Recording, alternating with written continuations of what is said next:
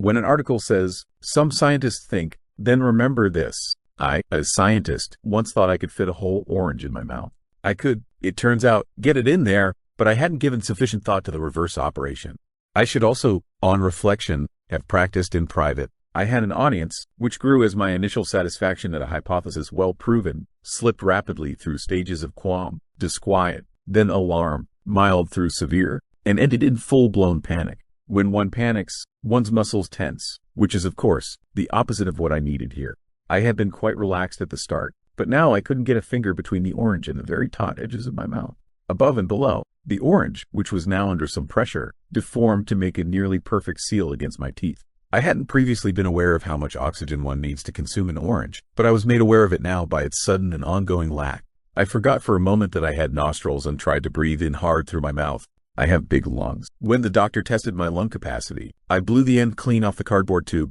I've always been vaguely proud of that, mostly for want of more tangible achievements and because I am, when all is said and done, the kind of person otherwise predisposed to shove a whole orange in his mouth without cause. Those enormous lungs, my pride and joy, expanding in this moment of crisis to their fullest extent, had created a hard vacuum behind the orange, which, at that point, imploded. From now on, things which had been unfolding at an almost leisurely pace started to happen rather fast. So, I will take this opportunity to say that no one had actually tried to help me up till now.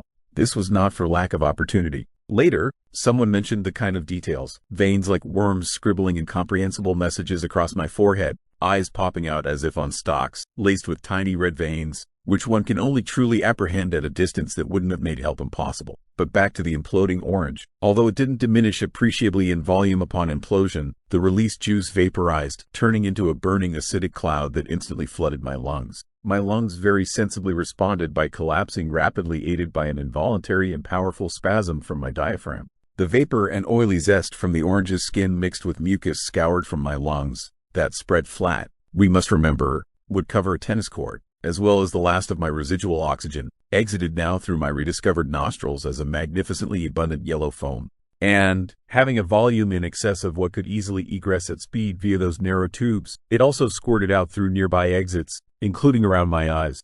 Even that wasn't enough, and the buildup of pressure finally proved too much for the orange, which left my mouth like grape shot from a cannon, like the superluminal jets generated by matter falling towards a black hole at relativistic speed. Temporarily blind and gasping in my own private world of consequences, I was unaware of the cone of devastation that I had unleashed upon the unluckier segment of my audience, occupying roughly 1 steradian of solid angle to my front.